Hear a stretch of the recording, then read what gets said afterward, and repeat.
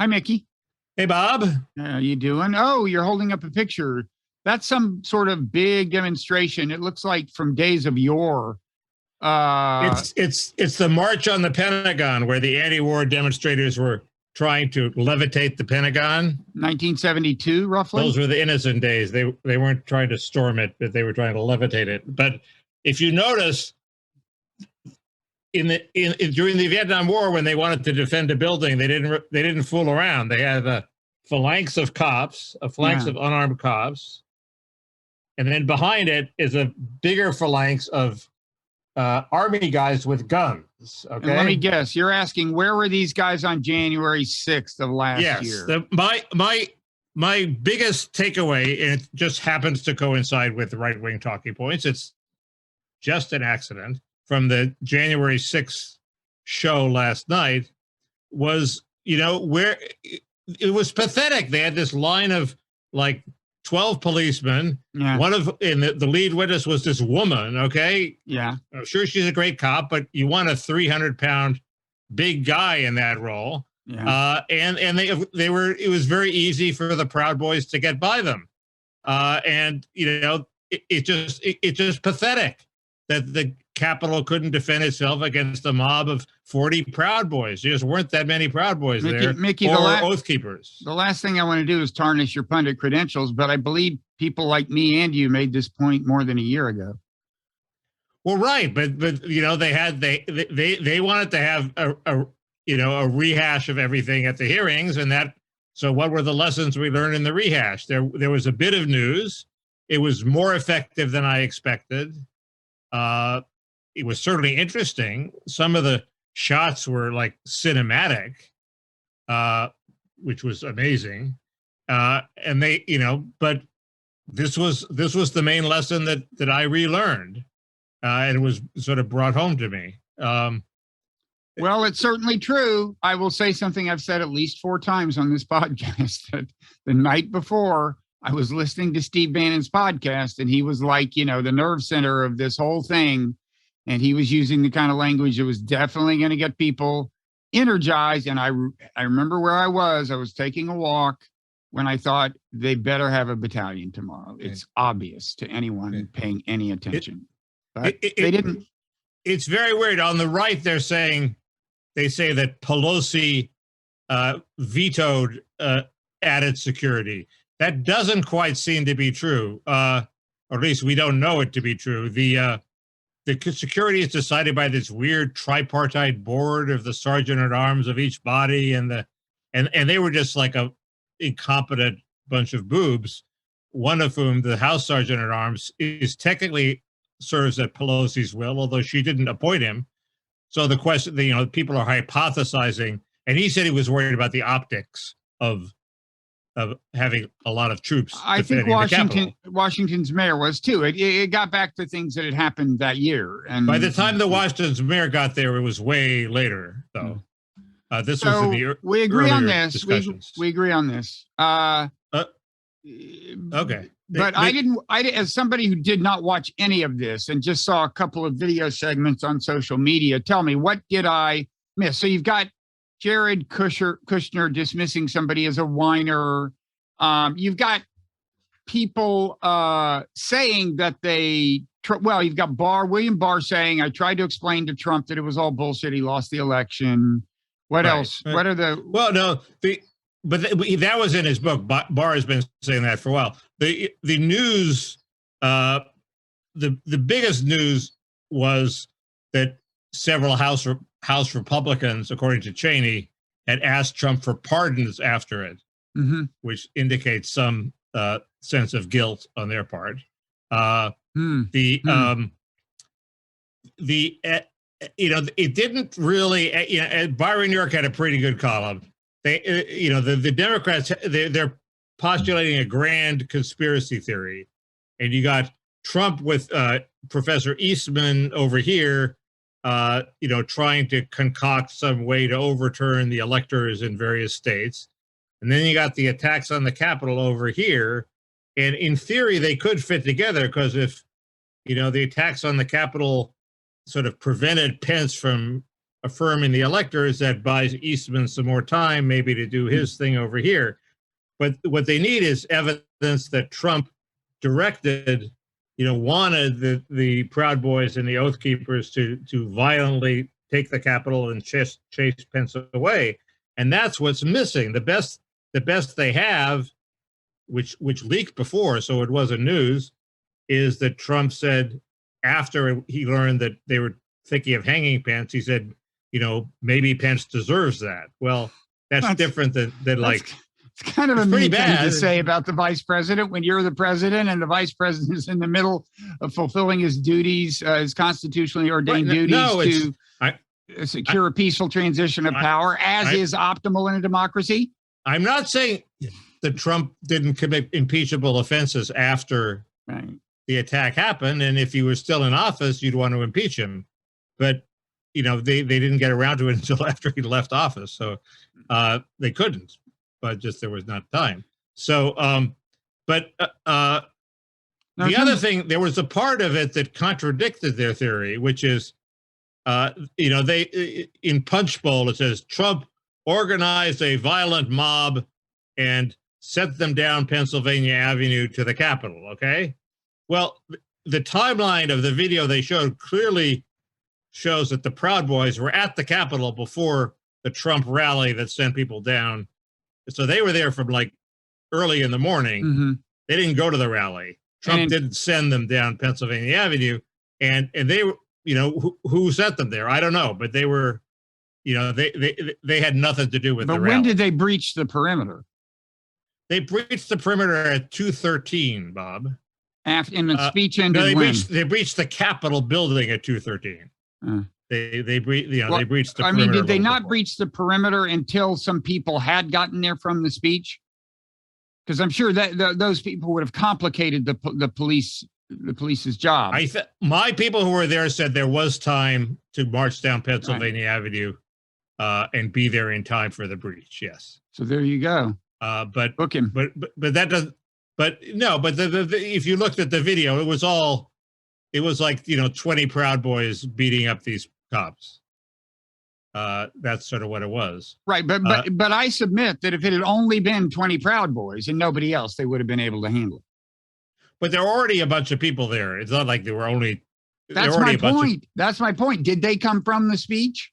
Some came from the speech, but hundreds of thousands, tens of thousands were already there on in front of the Capitol. At the Capitol, tens of thousands who hadn't come from the speech. Come on, Mickey, that's not true. They had a big stage set up. Sure, tens of thousands of people who had not come from the speech were at the Capitol. I think that's right. Yes, you're going with that. Okay, I'm going with that. Okay, good luck with that one. Let's turn that over to the fact checkers in the comment section.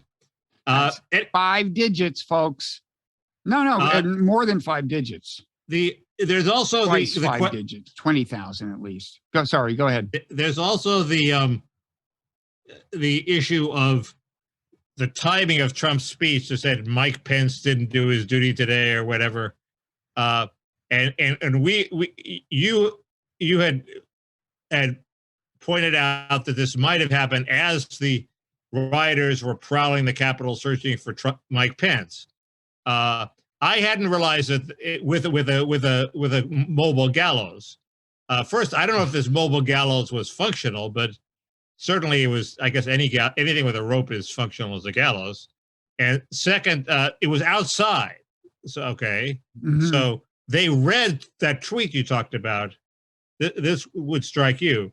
One of the people with a microphone outside before they chanted "Bring out Pence, bring out Pence," read that Trump tweet.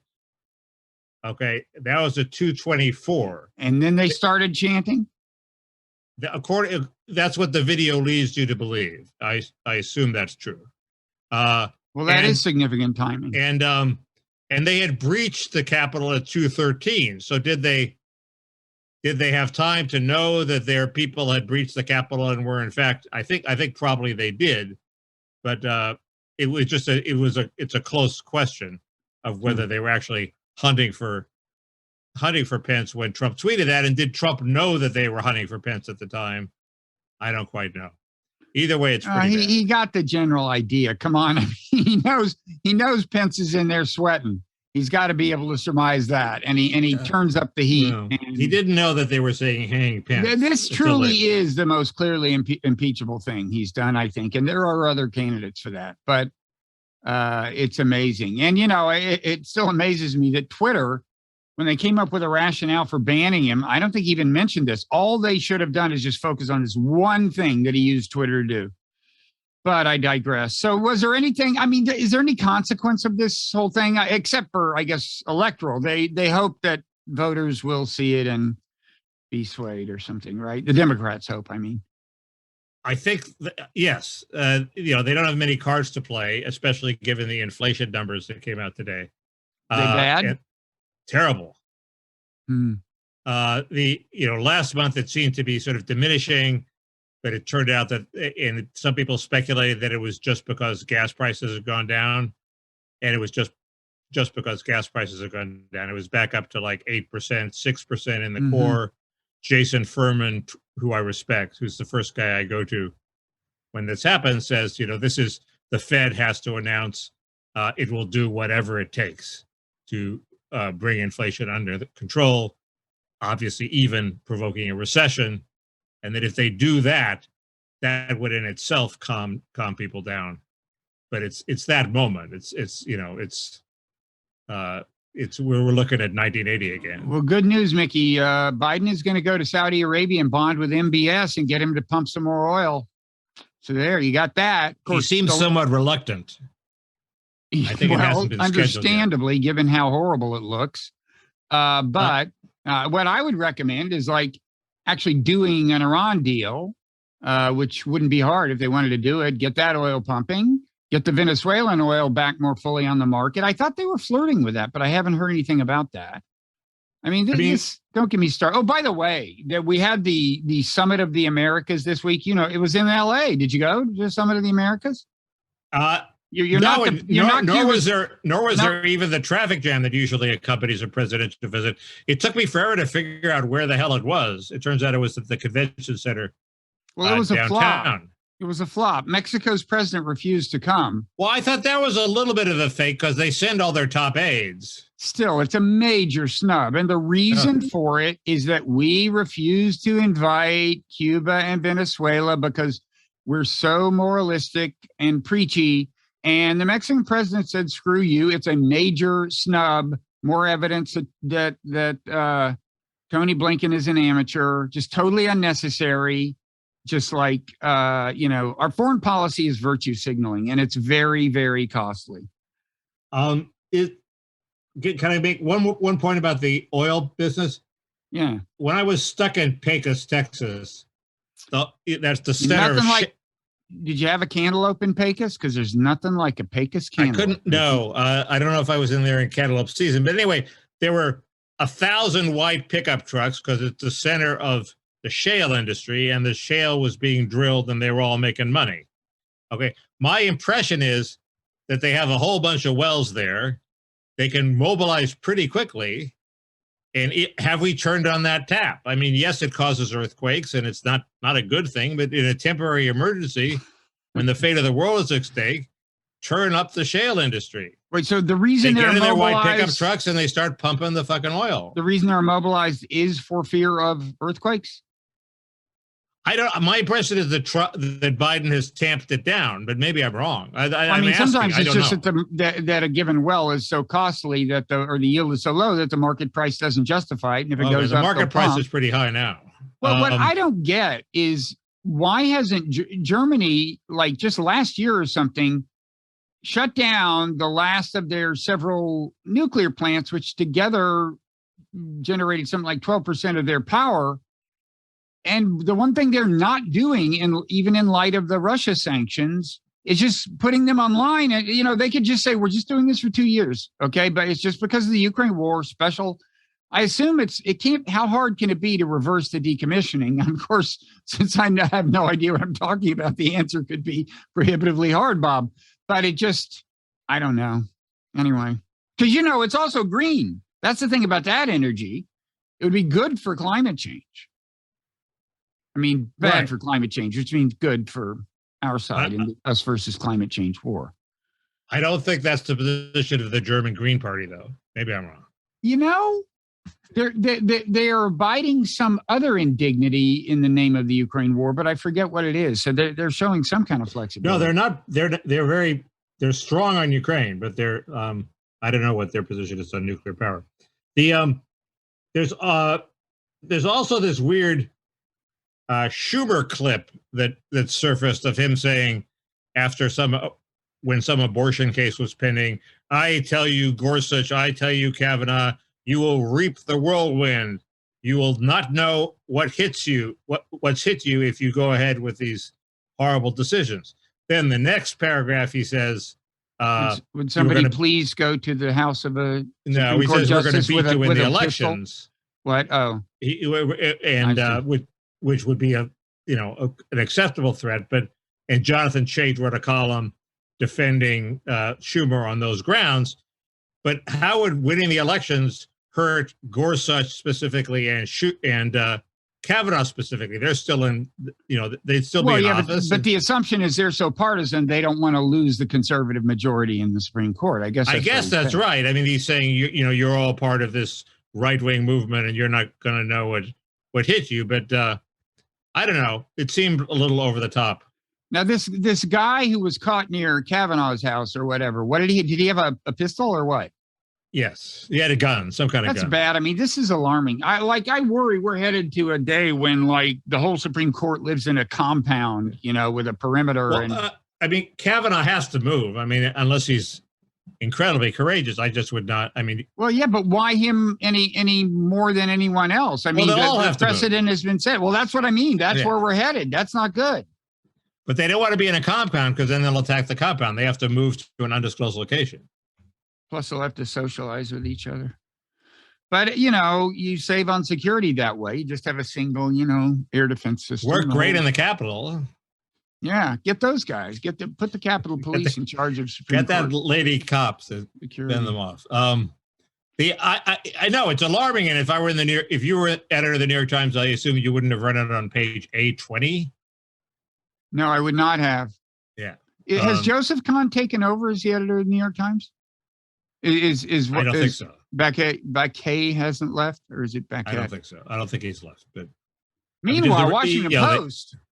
How about that crazy Washington Post? Or did you have more to say about these other things? No, we have a lot to talk about, but we can talk about the Washington Post. The essential. Well, first, I would gloat because they fired this woman, Felicia Sonmez. Yeah, just quickly, in case anybody has not been paying attention. Okay, so Dave Weigel, excellent Washington Post reporter, retweets a joke tweet. Surprises me because, Dave Weigel has a pretty sophisticated sense of humor. This was not a sophisticated joke, A. And B, it did have a red flag, right? It's like, you see this joke, I think it had a red flag. You mean actually when he looked at it, there's a physical? I just mean a metaphorical red flag. Like if you're a guy who doesn't want to get in trouble, like with somebody like Felicia Sonmez, for example, but any number of less energized people who don't like sexist jokes, you might pass on this one. The joke was something like, all girls are bi. The question whether it's polar or sexual.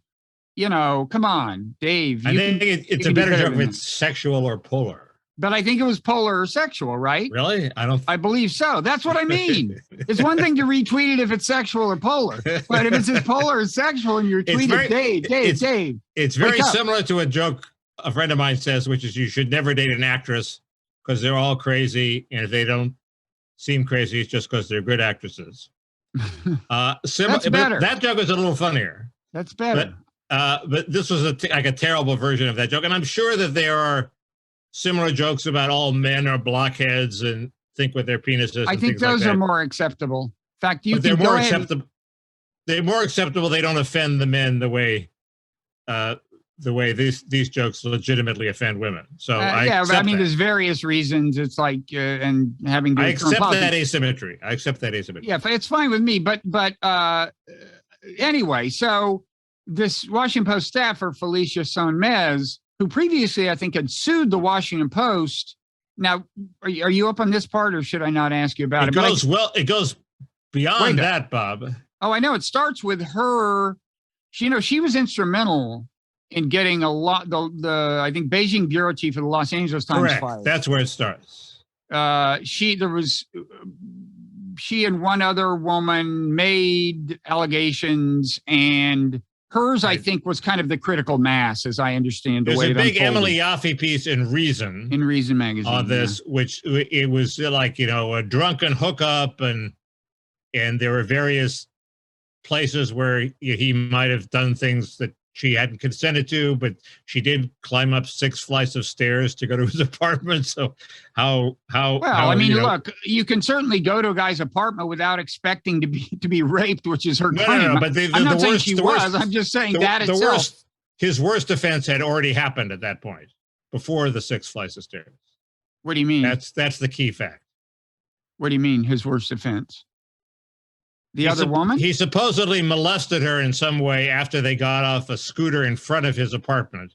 Oh, I see. Without her consent, and then they climbed the stairs. So how you pissed really off you really read up on this thing, didn't you? I linked to it, and I read up on it last night. She has a response.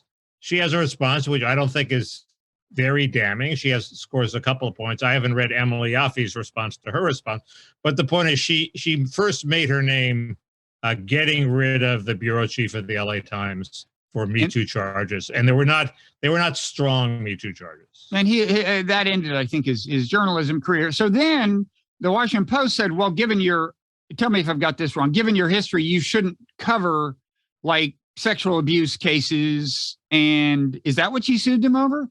Yes.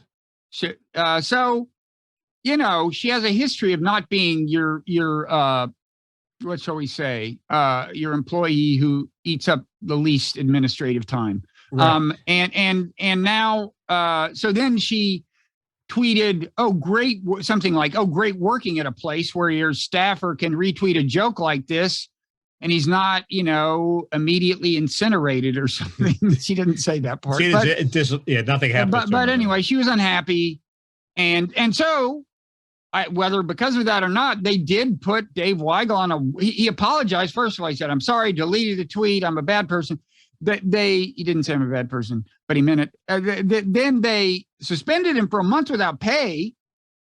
If I was her, I'd be like, okay, I'm going to be pretty happy for a year. That was a major victory. No, yeah.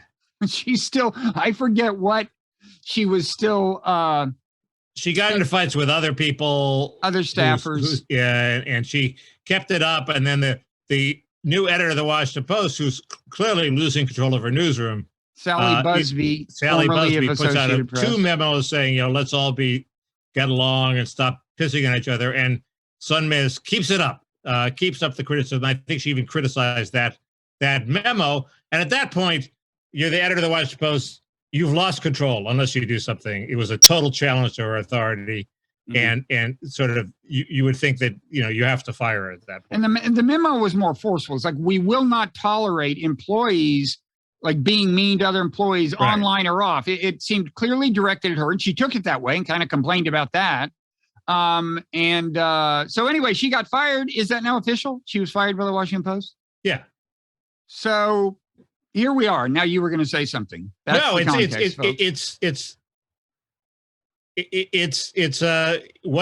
is the larger significance? First, I don't think we should gloat. I want to gloat, but all her enemies are gloating. But I gloated when Dave Weigel had to leave the Post the first time, and then he came back and he got himself together, and he was great now. So who knows what's going to happen in the future? It is a limit of it signifies sort of there are limits on the sort of Me Too troublemakers or the woke troublemakers. There's a reporter at the LA Times who sort of announced, apparently, I'm going to spend the next year combing through Slack to try to get my fellow employees who exhibited any signs of racism fired. And she did. She didn't write for a long time.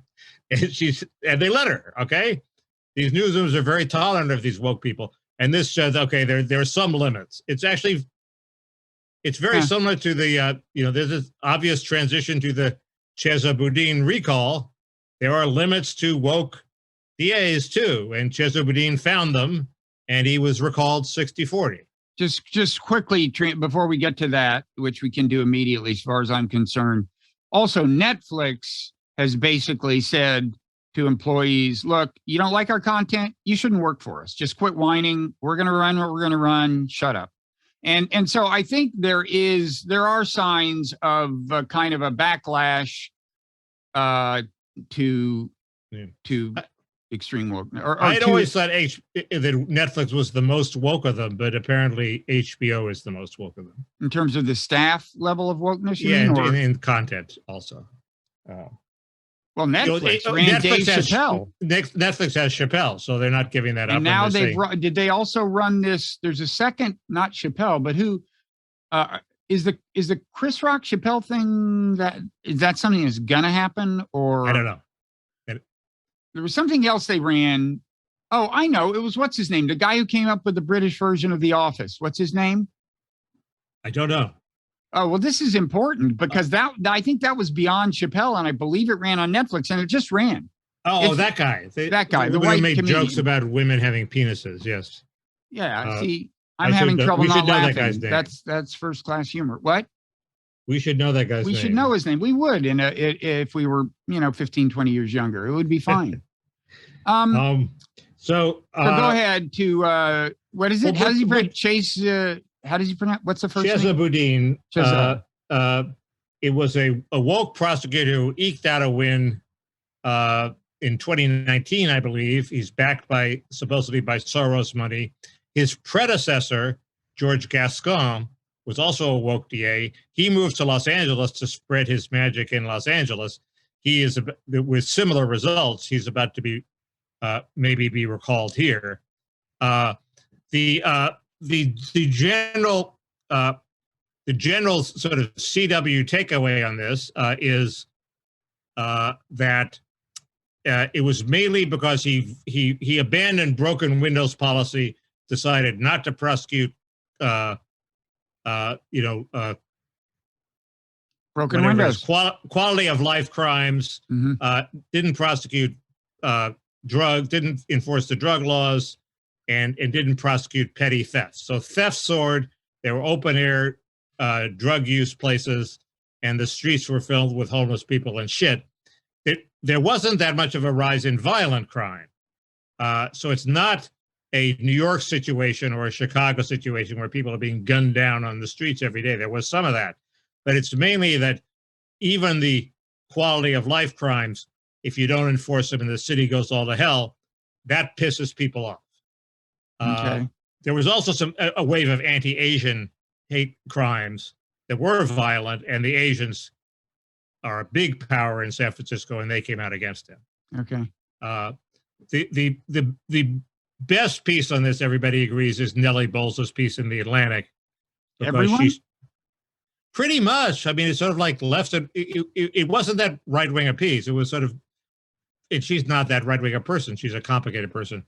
But have you asked Chesa Boudin if he agrees that it's the best piece on the subject? Even Chesa Boudin thinks it's a great piece. It's the best takedown of him that could be done. Yeah. No, it puts it in the context of other crises in San Francisco involving housing and the school board. There was a school board recall that preceded this. So this is building on the momentum of that. And also there's sort of general NIMBYism and failure to provide housing, which she sort of links to the homeless crisis in a way that is very not un-PC. In other words, the Michael Schallenberger theory is housing has nothing to do with homelessness. They're all druggies. We offer them housing, they turn it down. The liberal view, which Bowles seems to share, is why didn't they build more housing? There'd be fewer homeless. So there is that weirdness, but it's still a great piece because she has, chapter and verse on all the incidents. And she's a good writer, as you know. She's definitely a good writer. And I applaud that.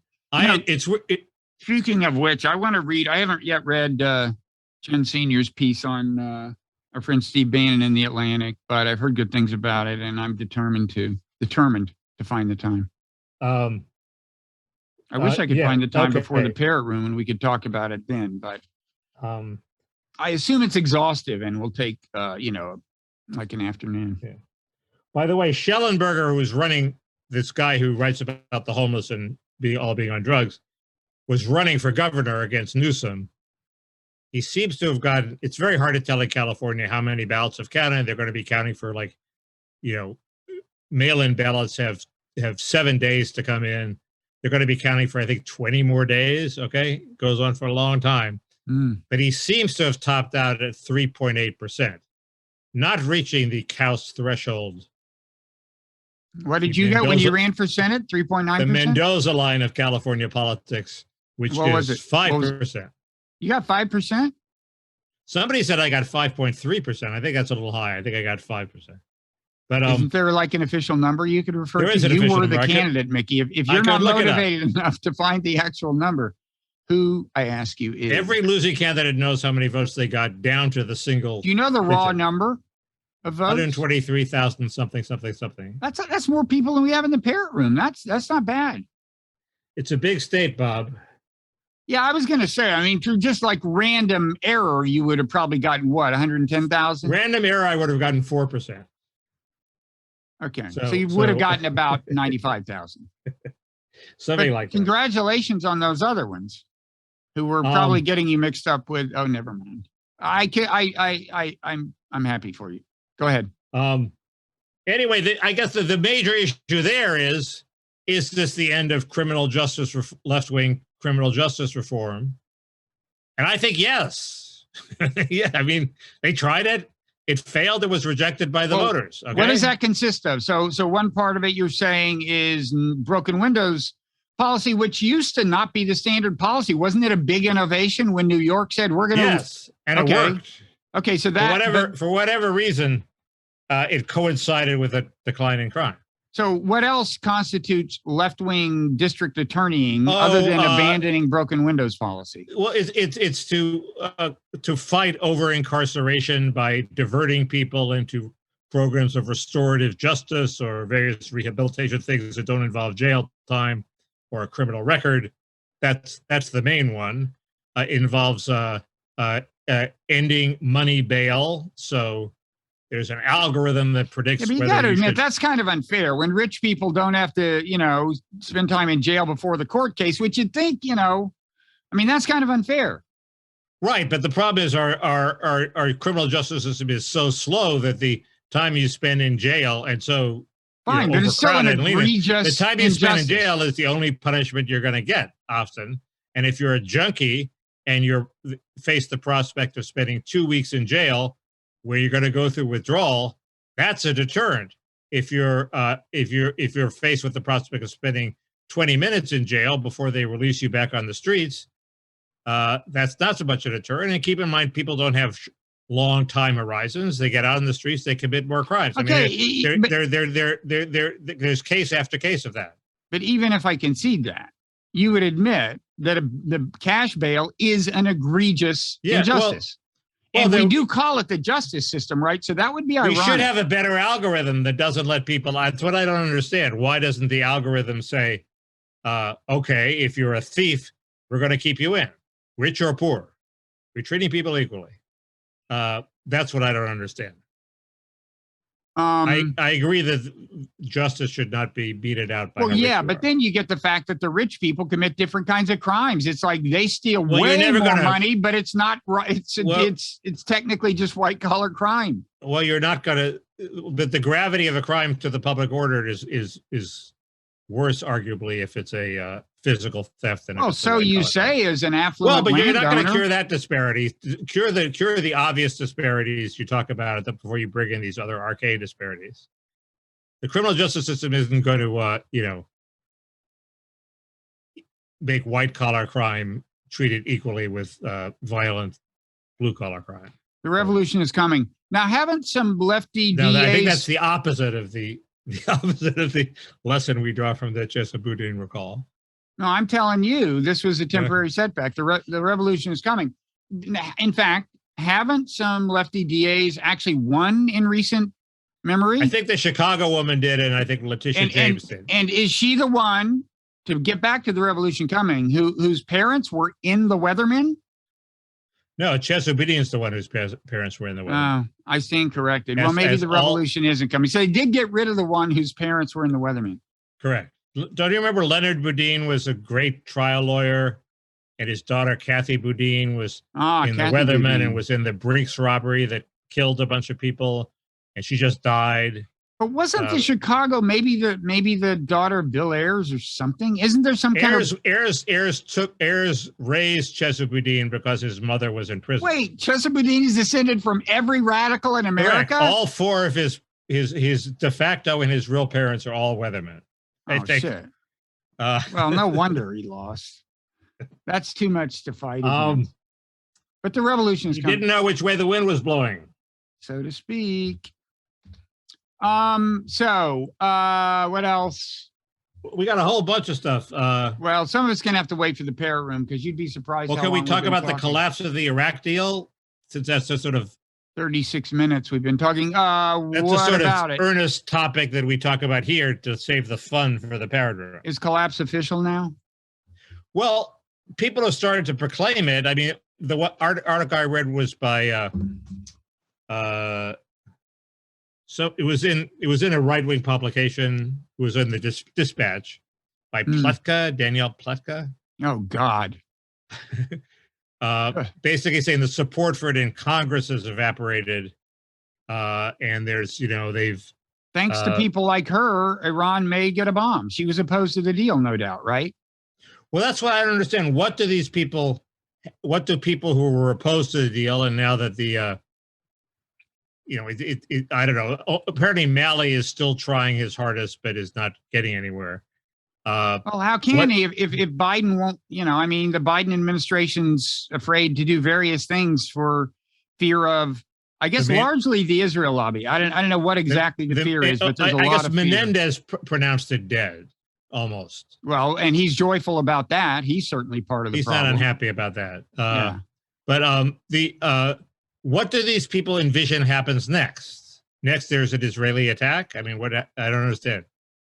Well, there are different theories. I mean, one is that they just didn't think it through. I mean, if you go back and ask all these people who opposed it, Schumer opposed it, certainly almost, most people in Israel and the Israel lobby opposed it. That was a big part of the political obstacle to it to begin with that Obama commendably overcame. If you ask, well, wait a second, don't they want Iran's nuclear arms under control? A couple of answers are, well, they thought if they kept resisting this deal, they'd get a better deal. That's one. The more cynical answers are, no, they want war with Iran. And then a medium cynical answer is just, well, they just fear closer relations between the U.S. and Iran. They consider Iran such an existential threat that they don't want to see that happen. But it does wind up being ironic. And you do hear, once the deal actually falls apart, thanks to Trump and various people who were encouraging that, probably including Jared Kushner, you'd know better than I. Once it falls apart, you get all this. Well, actually, national security elites in Israel are now saying that they think this is worse, and they wish we still had the deal. Well, okay, it's a little late to speak up now. I mean, a couple of them did speak up at the time, but it's a worse situation unless you want war with Iran to be more likely. It's a worse situation. If the Israelis do strike Iran to preempt the development of a bomb, they'd rather we did it, but they're willing. Would they now have the Saudis at their back because there's this rapprochement between the Sunni Arab world and Israel? And the Saudis do not particularly like Iran, the Saudis right? would be with them in spirit. The question is whether the Saudis could not, I think, come out publicly in favor of it, but they'd be secretly. I mean, in terms of the royalty, would be secretly cheering them on. Probably, yeah. They hate Iran. Wasn't that a favorable development if you're a Saudi murderer? If you're looking at the prospect of your only hope to stop them getting a bomb is a military strike. Well, but that wasn't the only hope. We had this under control, folks. It was completely under control. It was under control in that they would only get a bomb in 15 years. No, it wasn't. The deal wasn't, you get a bomb in 15 years. No, but that was obviously what was going to happen, no? Was it obvious? Who knows?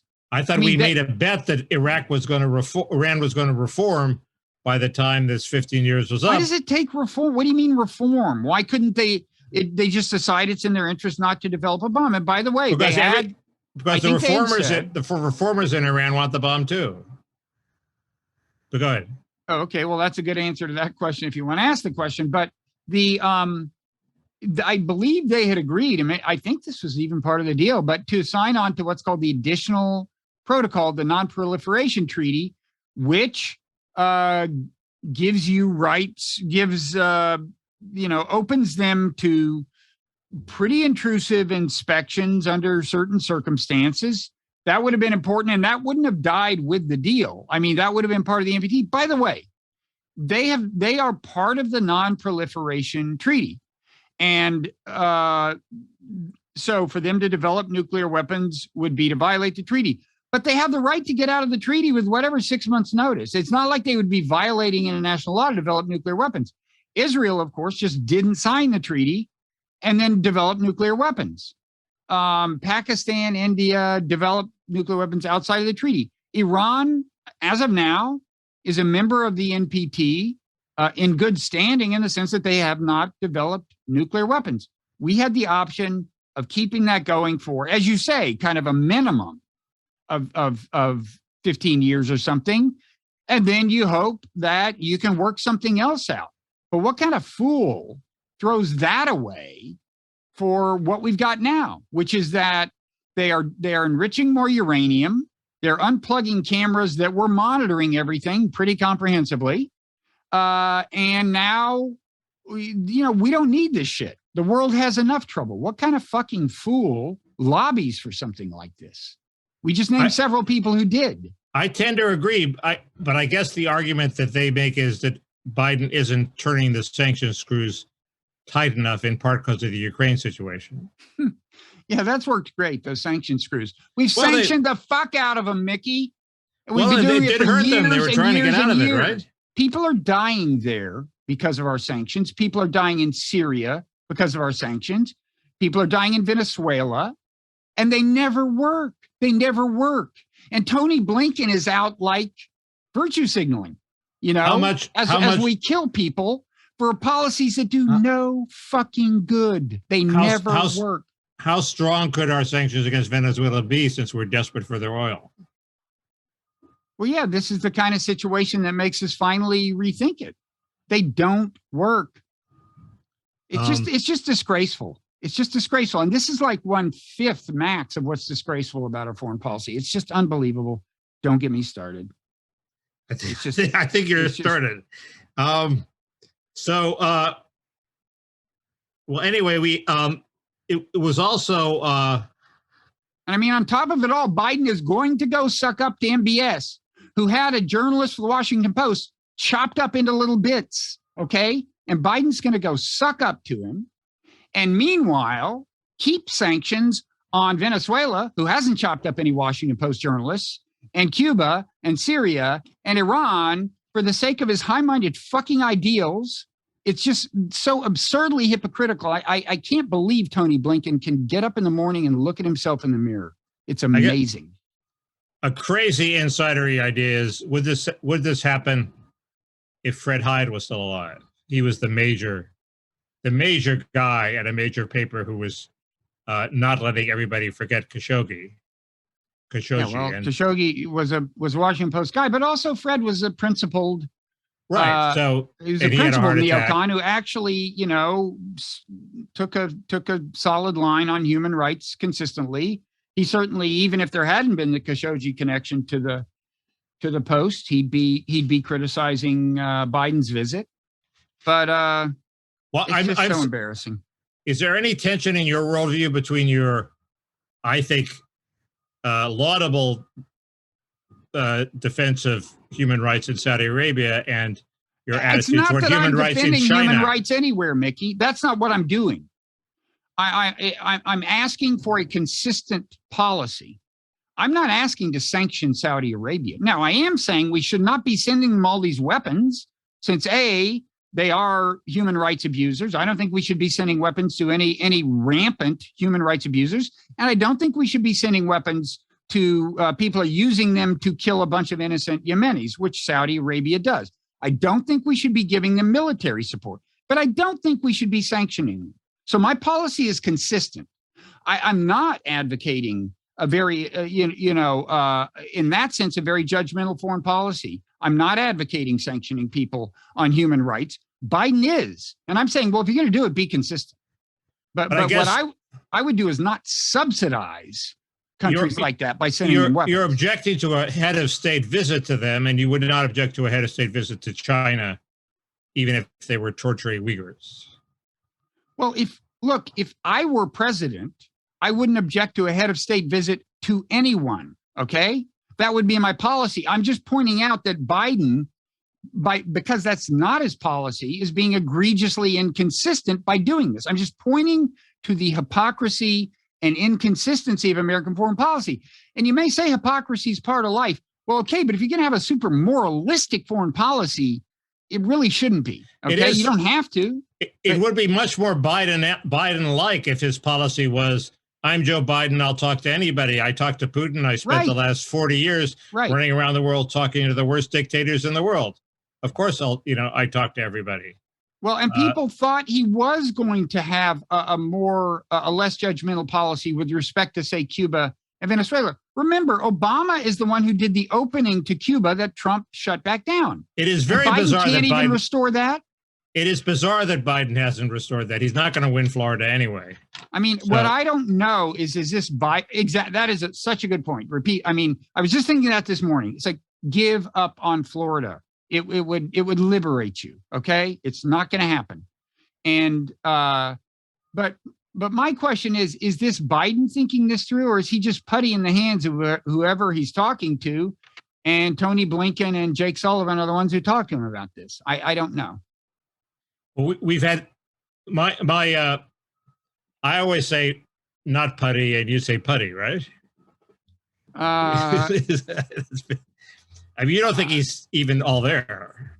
No, I don't think. I think he's cognitively not nearly what he was, and that's my position. And I think for that reason he is more malleable in the hands of advisors. It just stands to reason. Yeah, we're finally starting to get some insider backbiting journalism out of the Biden administration. It's sort of pathetic so far, but the big one is that Janet Yellen says that she initially thought the rescue plan was the Biden's stimulus that happened right after he took office was too big because she thought Larry Summers might be right about inflation. And for this, of course, immediately now the Biden administration has started rumors that she's going to be replaced by Gina Raimondo. So it's a classic case of the insiders punish the person who was right and who had dared to start pointing fingers and recriminating. But what he needs is new insiders, and the insiders aren't going to replace themselves. If everybody's talking about what's his pivot going to be after he loses big in the midterms, well, start the pivot now. I know what I want it to be. Pivot toward Delaware. Pivot now. That should be our. Did you see his? I only saw a clip of it, but it was either Jimmy Fallon or the other Jimmy. Kimmel? Yeah. Did you see the little thing where he did seem to look kind of out of lunch, but you never know for sure because. No. Oh, it made the rounds last night on Twitter. He didn't look great. What was it? He says he was talking about journalists, and he said they have to get these clicks on the nightly news or something. And then the other thing he said is he talked about how you never see interracial couples. If you turn on your TV, you never see interracial couples in ads. Are basically implying that capitalists are racist. And I turn on. I don't turn on TV a lot. I turned on TV a month ago. There's nothing but interracial couples. The ads are like completely woke. They're They're not only interracial couples, they're fat interracial couples. There's nobody. They've gotten rid of this body shaming thing, and they have normal people doing normal things like never before. It's exactly the opposite of what Biden said, and that just proved that he was like isolated in another way, which is weird because he watches cable news a lot. That's what's so odd. I have no idea. So it sounds like you didn't buy the Sports Illustrated swimsuit issue this year, Mickey. The one with the trans woman on the cover? No. She was. It was the body shaming issue. It was she was heavier than the average Sports Illustrated model. Yeah. Oh no, I remember. But I saw a bunch of stuff on Twitter. No, and it did not make me want to rush out to. I'm sorry. I'm with Dave Weigel on that one. Okay, I'll leave you to. We'll see whether you get a 1 month suspension without pay. I had a joke I was working on before this broke. How did it go? I'm afraid before they punished Weigel. Oh. And then I chickened out. I was scared to tweet it. What's the difference between the Washington Post and Libya, Bob? I don't know what. One's a chaotic, dysfunctional place riven by simmering feuds. The other's just a country in the Middle East. Right. Yeah. That's killer stuff. Boy, I'm glad I didn't retweet that. Thank you for not giving me the opportunity. So this is what I get from soaking up the comedy culture of Hollywood. Yeah. Maybe you should spend more time outdoors.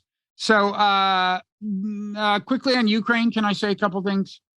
Oh, yeah. Jesus. So it sounds like I get the sense that things have been moving Russia's way, kind of. As you know, I kind of think we could have picked up on that fact a little earlier if we'd been paying attention. I do think one reason the media didn't pick up on it sooner is this Institute for the Study of War. Did you see? I mentioned you in my newsletter piece in the Non-Zero newsletter. Yes, you gave me credit for the Kagan industrial complex. I called you noted phrasemaker Mickey Kaus. I saw that. I thought it was over the top, Bob. Well, I was vacillating between. Are you trying to suck up to me for some reason? I was well, there was supposed to be a tinge of irony that our more acute readers might have picked up on. Even I am not acute enough. But I was vacillating between the noted phrasemaker Mickey Kaus and eminent phrasemaker Mickey Kaus. But I thought eminent might have too much irony and people like you might pick up on it. So I went with noted.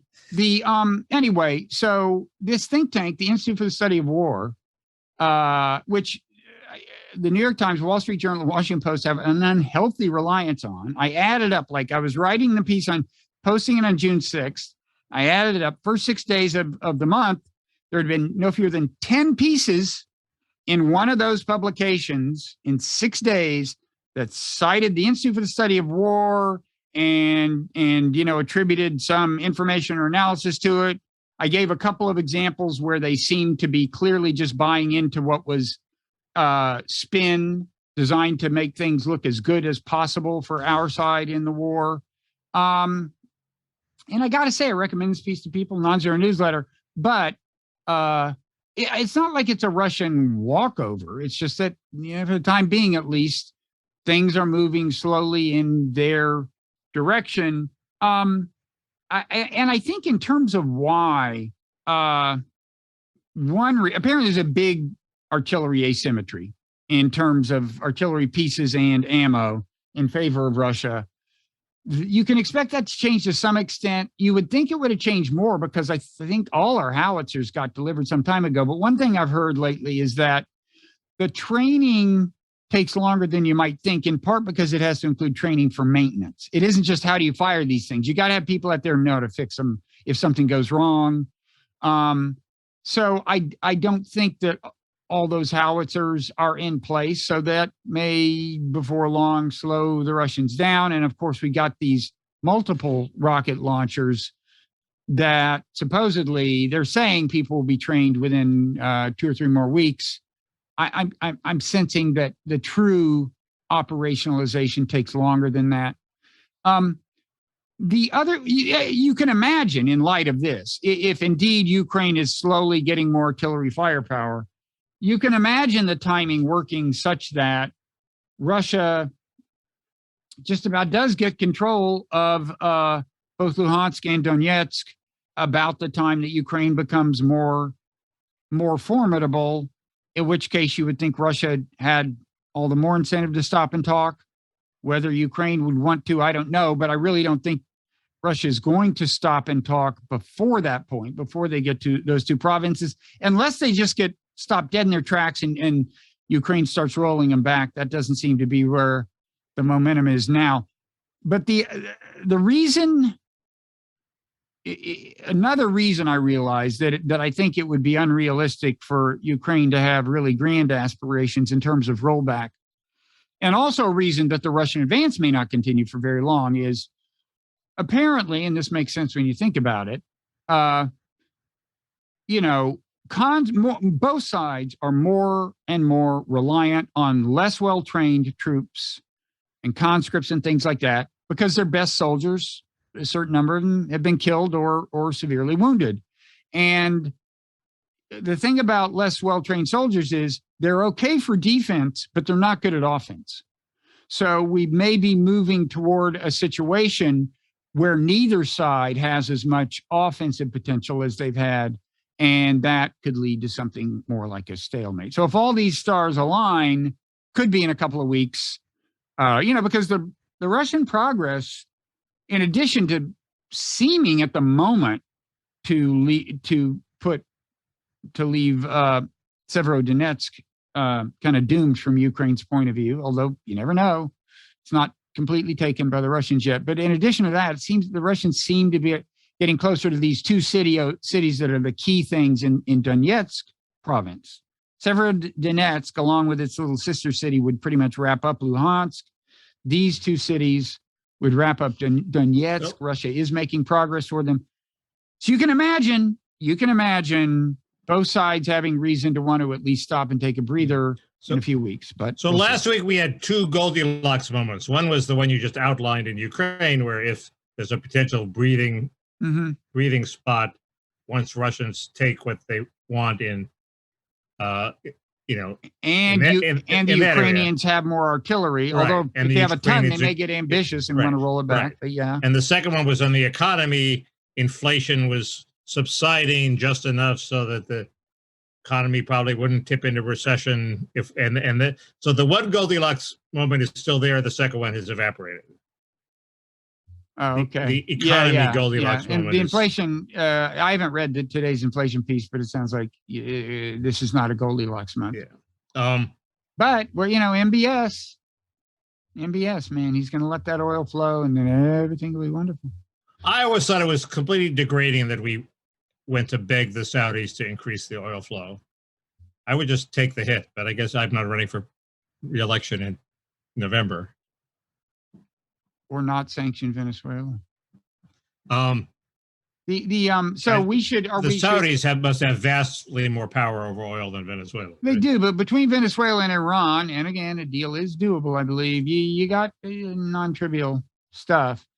Anyway, I don't know much about oil. Anyway, so we should. We're up close to an hour. We should start talking Parrot Room. Talk about the things we will talk about at patreon.com/Parrot Room. I want to talk more about Felicia Sonmez of the Washington Post. Really? Yeah. Yeah. I do too, but I'm scared to admit it.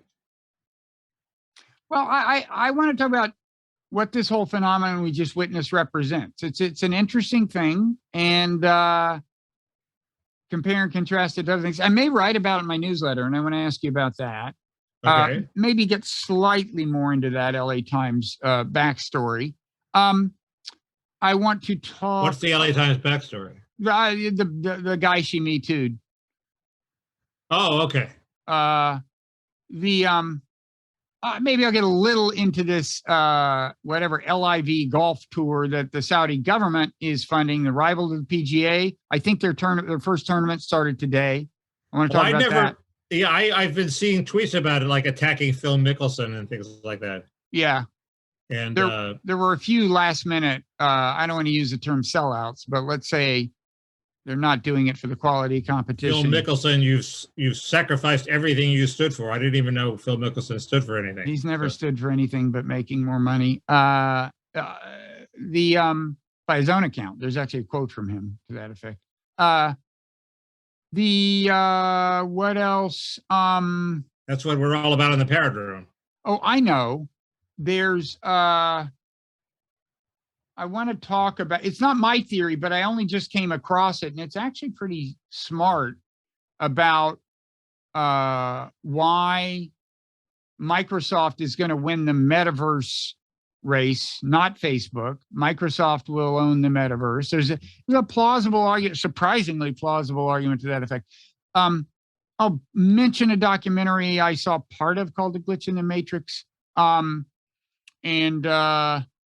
That may be, I'll ask you to cut if you've watched any TV, like if you've watched more Severance, but this is, there is one Severance related item I want to mention, but I will answer your question in the Parrot Room. But there was some big Epstein news, which completely went, a big Epstein development involving Elon Musk that completely did not get any media coverage at all. Okay. There's developments in the lab leak hypothesis of the origins of COVID. Okay. There's I have some very un-PC thoughts about Ken Bode. Wait, remind us, is he the Ken Bode was the NBC? He was the host of Washington Week, and then he was replaced by Gwen Eiffel. And I do not have anything nasty to say about Ken Bode. So, about Gwen Eiffel, you mean? No, I mean Ken Bode. So, well, you're not going to say anything nasty about Gwen Eiffel, I hope. Didn't she? Well, not anything nasty, but everybody loves her. But wait, is she you'll still see. alive? You'll have to wait till the Parrot Room to see, okay, how I thread this needle, okay? She's still around? No, she died. That's what I thought. How can you say something mean about her? That's why it's un-PC, Bob. Okay. Okay, folks. Give me a break. Only $5 a month for this. Patreon.com/Parrot Room. Okay. There's a bunch of other stuff, but we'll talk about it. All right. I may talk about whether I'm no longer a Democrat. Okay. What was that? What did that mean?